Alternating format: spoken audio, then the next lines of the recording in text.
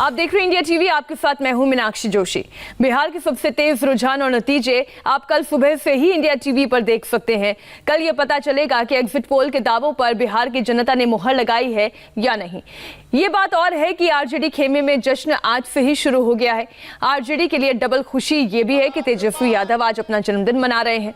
अगर तेजस्वी जीतते हैं तो इससे बड़ा गिफ्ट उनके लिए और कुछ नहीं हो सकता। समर्थक तेजस्वी यादव को उनके जन्मदिन पर बधाइयां दे रहे हैं। पटना में तेजस्वी के कृष्ण अवतार में पोस्टर भी लगाए गए हैं। समर्थक और कार्यकर्ता गुलदस्ता लेकर पहुंचे हैं और उनके घर के बाहर हैप्पी बर्थडे का गाना तक गाया जा रहा है। ये पांचों तस्वीर आप देख रहे हैं। आप ये गाना सुनिए जरा, किस तरीके से उनके दफ्तर के बाहर गाया जा रहा है। पांचों तस्वीरें आप देख रहे हैं। भावी सीएम तेजस्वी यादव ऐसे पोस्टर लगा दिए गए हैं। जाहिर है एग्जिट पोल के जो नतीजे सामने आए हैं उससे कार्यकर्ताओं में, समर्थकों में उत्साह है, लेकिन अभी नतीजों का इंतजार है। पर क्योंकि आज तेजस्वी यादव अपना जन्मदिन मना रहे हैं तो ऐसे में समर्थक भी अपना उत्साह दिखा रहे हैं। तेजस्वी यादव ने कहा कि वो बड़े ही सादे तरीके से अपना जन्मदिन मनाना चाहते हैं, लेकिन इसके बावजूद उनके घर के बाहर, आरजेडी के दफ्तर के बाहर उनके समर्थक अच्छी खासी संख्या में जुटे हैं।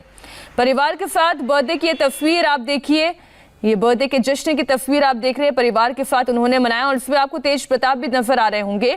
तेज प्रताप यादव ने ट्वीट करते हुए अपने भाई को जन्मदिन की शुभकामनाएं दी और जो हैशटैग उन्होंने दिया है उससे उनका उत्साह भी दिखाई देता है। उन्होंने हैप्पी बर्थडे हैशटैग सीएम तेजस्वी करके लिखा है। तब आप देखिए, परिवार के लिए ये जश्न का वक्त है, लेकिन ये जश्न क्या आज के दिन से आगे बढ़कर कल तक भी होगा या फिर कल नतीजे कुछ ऐसे हो सकते हैं जो तेजस्वी के दुख का कारण भी बने। इसके लिए तो इंतजार करना होगा।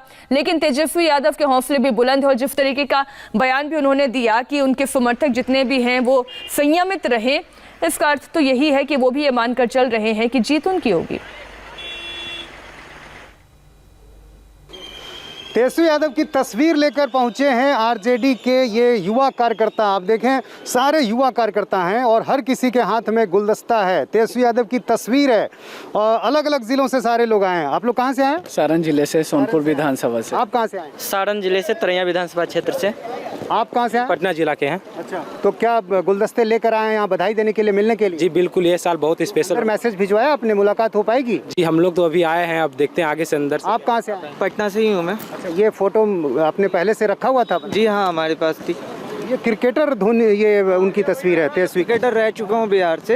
इस बार सीएम बन जाएंगे लगा? हाँ, मैं पूरी उम्मीद है। जिस तरह का मैंडेट बिहार की जनता ने भैया को दिया है, ये एक नया बिहार बनाने के लिए अग्रसर है। एग्जिट पोल में जो आया है बिल्कुल वैसा ही है? उससे ज़्यादा ही आएगा, हमें उम्मीद है। 140-50 हम लोग बहुमत से सरकार 180 पार जाएगा सीट। 180 पर क्लीन स्वीप होगा। क्लीन स्वीप सुबह साफ हो जाएगा इंडिया वाले लोगों का। मोदी तेजस्वी यादव को जन्मदिन की बधाई देने के लिए उनके घर पर आरजेडी के कार्यकर्ता अलग अलग जिलों से आ रहे हैं। आप देखिए, गुलदस्ते लेकर आए हैं ये सारे कार्यकर्ता और हर किसी के हाथ में गुलदस्ता है। कहाँ से आए हैं आप? जी मैं बनियापुर से आया हूँ। अच्छा, तो बधाई देने के लिए आए हैं? जी जी, उनके लंबी उम्र का शुभकामना करने आए हैं। और उन्होंने तो कहा कि कोई गुलदस्ता लेकर आने की जरूरत नहीं है, बिल्कुल सादगी से मना। अब हम लोग युवा हैं और हम लोग काफ़ी खुश हैं अंदर से। आपको क्या लग रहा है, एग्जिट पोल में जो आया है वैसा ही नतीजा भी आएगा? बिल्कुल, नतीजे में वैसा ही तब्दील होंगे। क्लीन स्वीप होगा। सरकार बन जाएगी? सरकार बनेगी। महागठबंधन के पक्ष में पूरा बिहार एकजुट है और हम लोग का सरकार बनने जा रहा है। आपको क्या लग रहा है, बर्थडे गिफ्ट मिलेगा तेजस्वी यादव को? जी मिलेगा। कहाँ से आए आप? सारण जिला से हैं, इस तरैया विधानसभा क्षेत्र से, और बिहार के उगता हुआ सूर्य हैं वो। और लालू के घर पटना की ये तस्वीर आपने देखी और अब हमारे साथ आरजेडी के सीनियर नेता और बिहार की राजनीति के बड़े चेहरे शिवानंद तिवारी हमारे साथ जुड़ रहे हैं। शिवानंद जी, बहुत बहुत स्वागत है आपका इंडिया टीवी पर। आप क्या उम्मीद कर रहे हैं सर? बहुत बहुत धन्यवाद।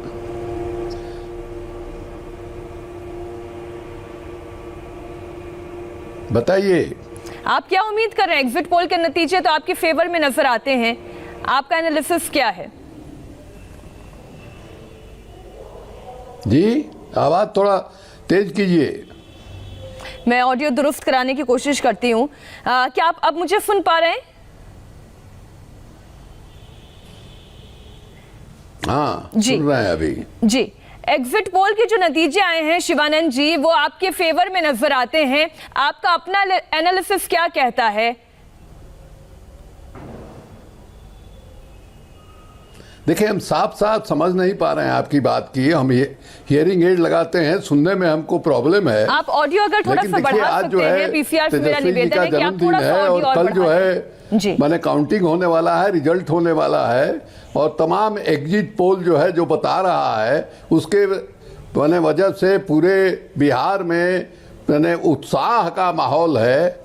और हम लोग इस बात को महसूस करते हैं कि जिस तरह का मैंडेट जो है वो एग्जिट पोल दिखा रहा है, उसकी एक जवाबदेही का एहसास भी हम लोगों को है और तेजस्वी को भी इस बात का एहसास है। इसलिए कल ही जो है पार्टी की ओर से सर्कुलर जारी करके तेजस्वी ने ताकीद किया है पूरे बिहार के कार्यकर्ताओं का कि आप जो है रिजल्ट जो भी होगा माने एक संयमित ढंग से रिजल्ट को ग्रहण किया जाए।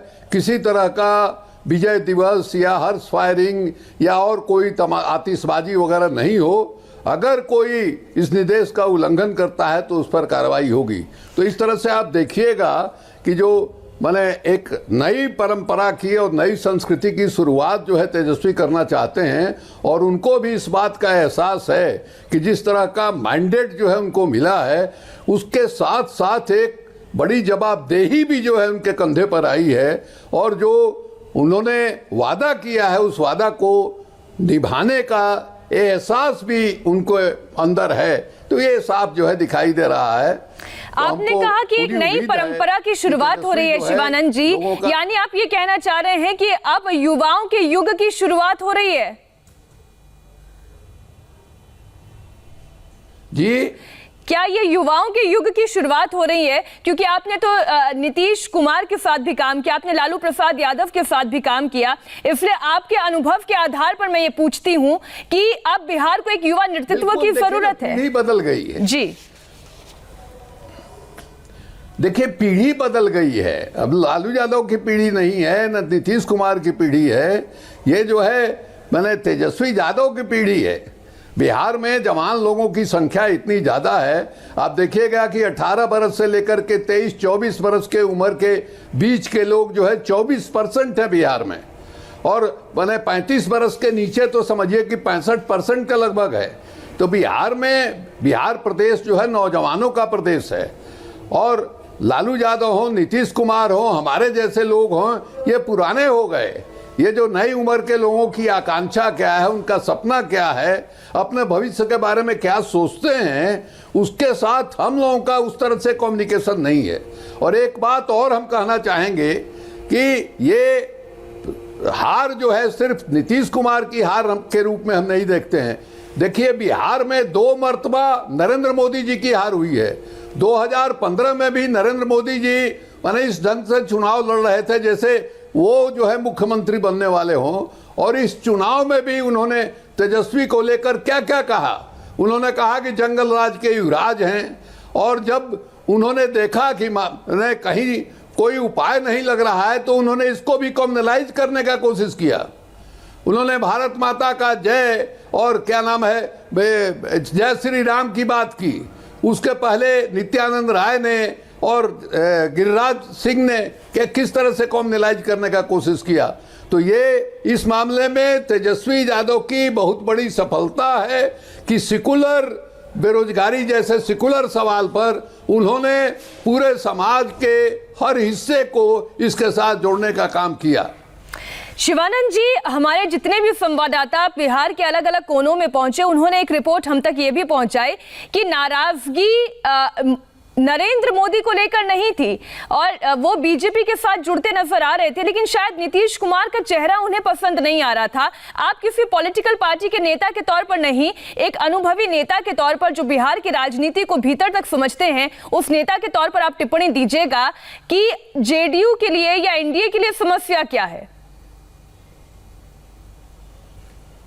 देखिए, नीतीश कुमार के खिलाफ गुस्सा तो बिल्कुल स्पष्ट था ही, उसकी वजह भी थे।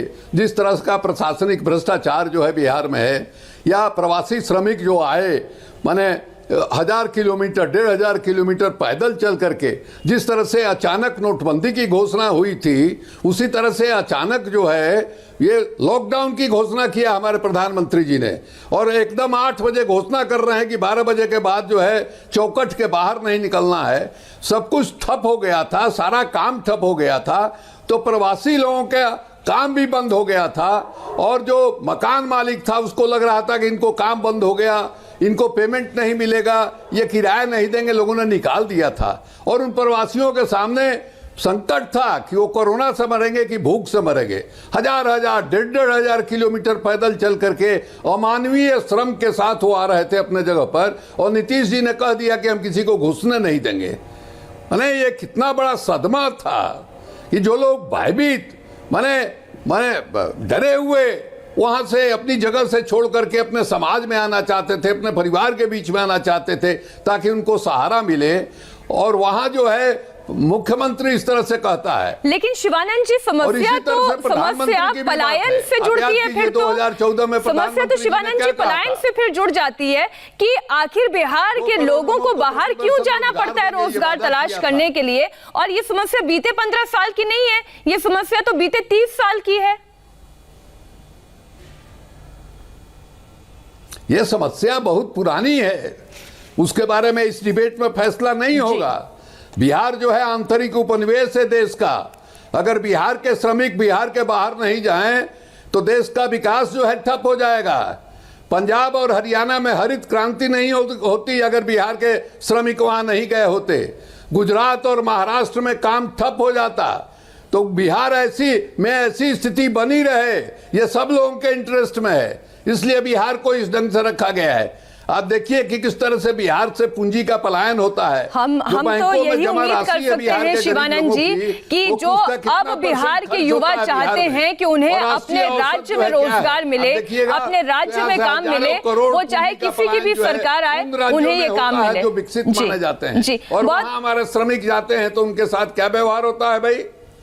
तो बिहार उपनिवेश है जी। हम यही उम्मीद कर सकते हैं कि जो अब के युवा हैं, जो अब की पीढ़ी है, जो चाहती है कि उन्हें अपने राज्य में ही रोजगार मिले, वो अब चाहे किसी की भी सरकार बने वो मिले। शुभकामनाएं मेरी शिवानंद जी आपके साथ। बहुत बहुत शुक्रिया इंडिया टीवी के साथ जुड़ने के लिए आपका। और फिलहाल वक्त एक ब्रेक का है। दिल्ली एनसीआर के बाद मुंबई में पटाखों को लेकर क्या गाइडलाइंस आई है आपको बताएंगे एक छोटे से ब्रेक के बाद।